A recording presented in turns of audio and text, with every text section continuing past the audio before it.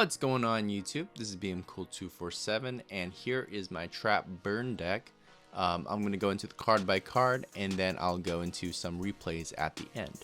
So first off, the whole playstyle of course is to stall with cards like Big Shield Gardna, Spirit Reaper, Level Limit, Messenger, and just wait until you draw your burn cards like Lava Golem, Stealth Bird, Just Desserts, and Secret Barrel. So main cards like that. And yeah, a lot of people, especially game one, don't have a good answer to this because there's a lot of overwhelming spell and traps that they have to worry about, and they usually just have like an MST, a Heavy Storm, and a Breaker in their deck to worry about that. And sometimes they have Regeki Break, you know, because that's like a lot of what the meta is, with just discarding a card in their hand. And I have a little bit of an answer to that. So let me go ahead and get into the card by card here. Lava Golem is of course good for that 1000 burn damage, and it can help get rid of some of their maybe problematic monsters that you don't really want to see, and then they have to use resources to try to get rid of it because you're probably able to hold it off with like a level limit or something like that. So I've run 2 of those in here. 3 Big Shield Gardna to draw away their Noblemen of Crossout, which is really nice, and it takes resources for them to get rid of this card as well. So always set this going first, and then so to bait out the knock, you know. Stealth Bird is good for that 1000 burn damage, and it also causes the pressure again for them to have to use resources to get rid of this card. Spirit Reaper is more of just a defensive, of course, of hey, they can't attack me until they target this card or do something else with it. Sangan can search a lot of the cards in this deck, and it's really versatile for the hand traps that we have running. Cyber Jar and Morphing Jar is funny because we can search it via Sangan, and they see the Morphing Jar or Cyber Jar coming to their hand, and they're coming to our hand, and you set like a Big Shield Gardna instead. So it's funny because then they use a Nobleman of Crossout on this guy, or they think it's one of the Cyber Jars or Morphing Jar, but it's actually a Big Shield Gardna. So kind of playing mind games with them there. Gravekeeper's Watcher is what I like to run this deck because it's really nice to use it against a Graceful Charity, one of their trinities. It's really nice to use against their Regeki Break or Tribute to the Doom, because they're using 2 cards and they're trying to negate or destroy a card on the field, but you can negate it with this 1 card. So you have not only the card advantage, but you're also having the better field position at the end of the day because of this hand trap here. And it's nice because you have you're sitting back a lot, and you're probably setting one of the other monsters here that we already mentioned on the field. So you can't summon more or set more than 2 monsters a turn. So you at least have something to disrupt their plays while it's in your hand. So it's really good. It's been clutch many times. Breaker, because I actually like the MST factor to Breaker. Sometimes you're gonna need it, and that's why I run 1 MST in here. Because there's always a spell or trap here and there that you need to get rid of that the opponent has. So he's just a good versatile card, and at 1900 attack coming out, like, you might need that, you know. So Kuriboh is another good hand trap, especially against like reasoning decks or decks that like to take 1 punch. It's good to just drop a Kuriboh to save you from that. Maybe they giant trinated you and you can recover next turn, but you need to survive that turn, and you have a Kuriboh in hand to do so. No Delinquent Duo because you don't really care about their extra cards. I run Level Limit and Messenger instead of Gravity Bind and Mirror Wall, or the other Wall of Revealing Light, because it's good against like Jinzo. It's good against Royal Decree, which is a killer if they already pull that off against this deck, which is why I run Breaker and MST maybe. But essentially, that's why I run it. I don't want everything to be trap reliant, even though it is a trap stun deck, but I don't want to be trap reliant. So that's why I have these stall cards here, and you can at least still hold off against them. And they have to get rid of this the classic way with like MST or Breaker.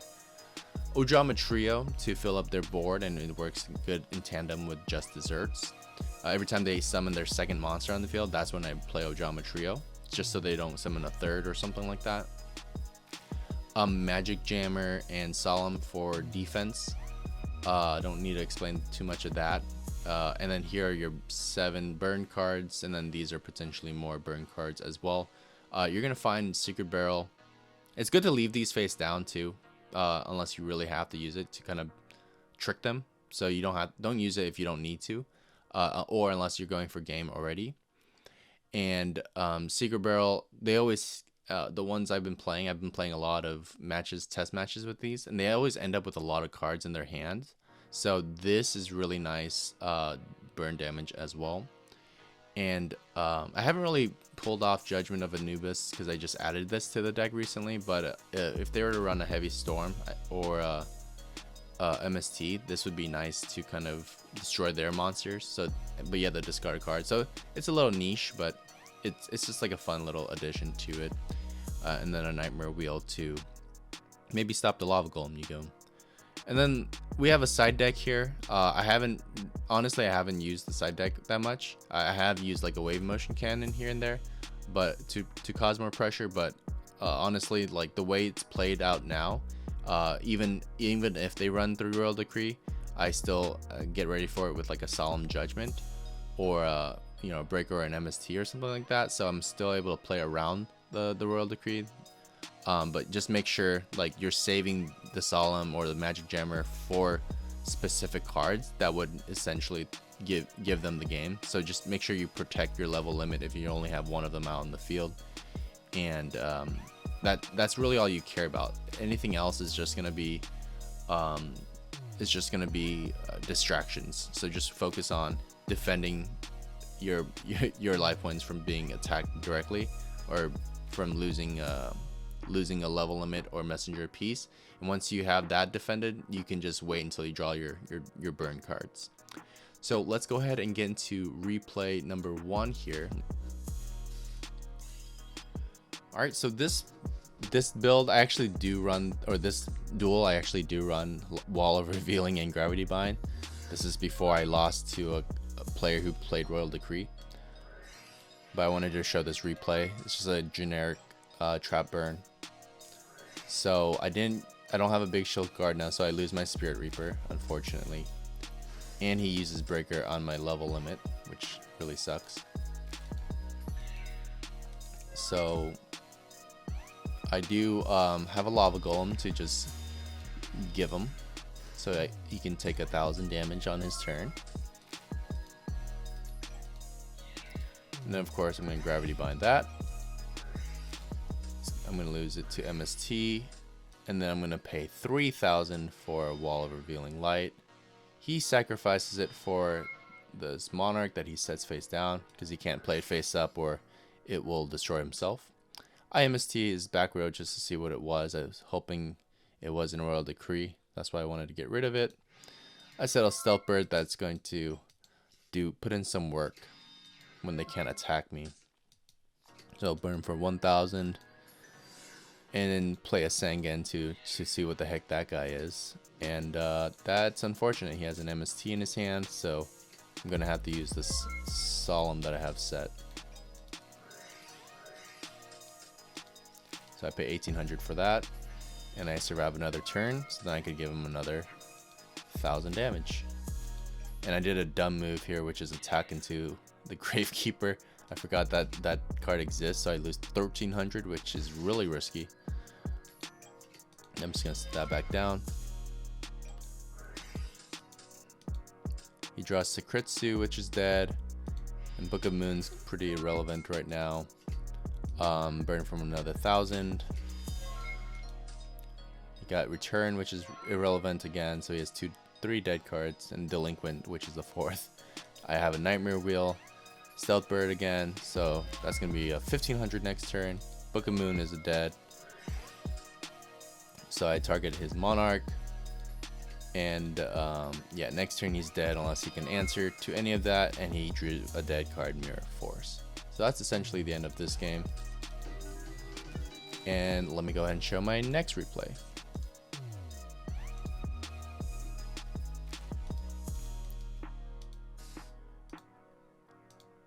I win the rock, paper, scissors, and this one's gonna be a set. Alright, so I have a pretty good hand. I play a level limit, and I set Ojama Trio. In case he like heavy storms me, I can just play Ojama Trio or something like that. He's running a Fiend deck, and he hits my Spirit Reaper, and then I'm just gonna give him some cards he doesn't want. Just gonna set and pass until he can get rid of. And I told him he didn't need to lose 300 life points. Or did I not tell him? Oh yeah, because he doesn't destroy the Ojama Trio token. He tributes it. And then he's gonna attack twice into my Big Shield Gardener, because his guys are under 4, level 4, so that kind of sucks. But I still have Spirit Reaper, which is good, so he can't get past that. I play another level limit, which I really don't need to, but I just did.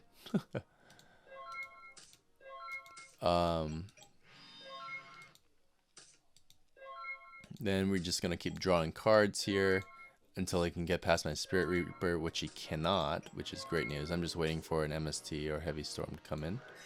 So I'm just gonna use Secret Barrel so I can set my other Secret Barrel.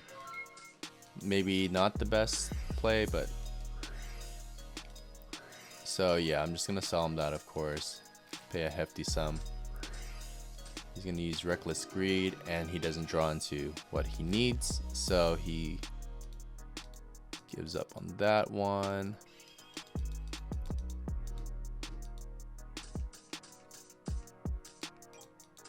I draw a pretty good diverse hand here. So I set my Ojama Trio, Messenger Piece, and essentially everything else. So let's see what he does. He plays those guys. He played 2 monsters, so I give him the last 3. He hits my Stealth Bird with 1,000, and he's gonna Metamorph. I should have used a Magic Jammer or something on this, to be honest, but I saw it as not a risk because of my Messenger Piece is still on the board, so I'd rather save it for that. So I set a Sangan and hope to get a monster out of it. I should have just let this go through, to be honest, because I would have gotten my Stealth Bird back, and then he can't really. Oh, I mean, no, I'm glad I stopped. I'm gonna eventually stop this. Yeah, never mind. Because then he was gonna be playing Reasoning and Monster Gate, which will definitely suck. Oh, but then he can only. Oh yeah, he would have Monster Gated his Thousand Eyes. Anyways, I get my effect from Sangan. He has 4 cards. I have 0. So I'm gonna, of course, get my Morphing Jar and see if he can do anything to get rid of Morphing Jar. So I'll let his Graceful go through because I just want to defend my Morphing Jar. And he has a ton of monster playing capabilities here, so I'm really worried about that. So he's gonna first Monster Gate a token, and he's gonna get Giant Germ, which sucks for him. But then he Monster Gates that token, and then he's gonna get Demock. And then I know I can sell him the Demock, but I wanted to wait for the Giant Trunade instead because I know Demock can't get past my Messenger Piece. And I don't want him to summon anything else, so I say no to Giant Trunade. And I thought that was going to be the end of it. But then he rings Demock instead, which is fine. I was like, okay, whatever. But then I realized he did that so then he can defuse it back to the field, which is very smart of him. And that's gonna be what gives him the Demock back, which gives him the Heavy Storm back. And I end up losing that game, even though I get a draw 5. I wish I drew maybe even a Karibo or 2, but I only have 1 Karibo. So that was a good game. And then we're on to game number 3. No monsters in this hand. Okay, now I dream a monster. So of course I'm going to set it. I call it 3 because I think it's a giant germ and it's a Zoa, which is pretty spicy. I like that build. I'm just going to give him some Ojama trios right away. I don't know why I played this so quickly, but...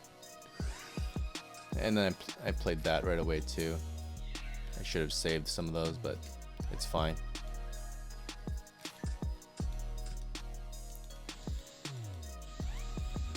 And then we mill the according cards.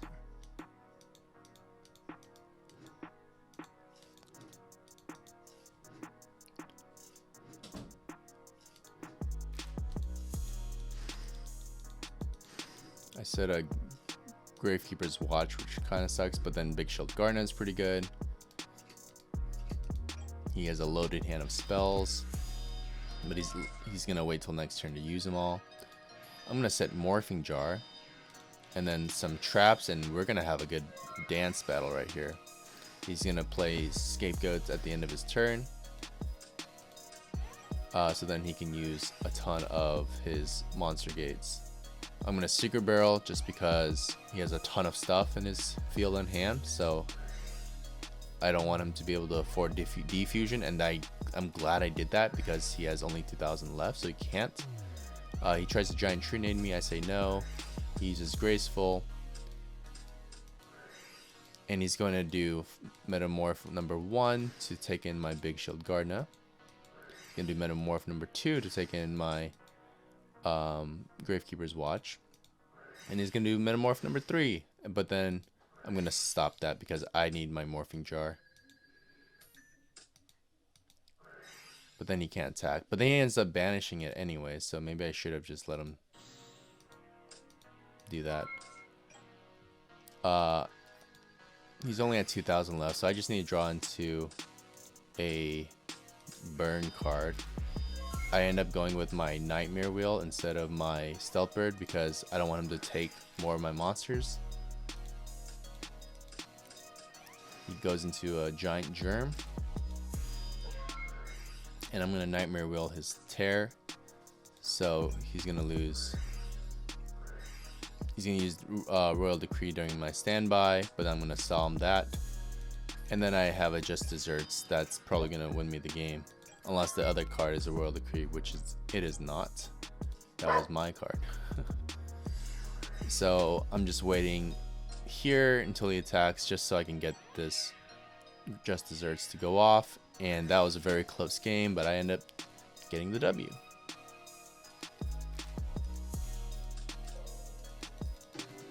Alright, so hope you guys liked that replay and this deck profile, and yeah, let me know what you guys want to see in the future. I'm starting to run out of deck ideas, and I want to definitely keep up the content for you guys. So yeah, hope you guys liked it. See you in the next video.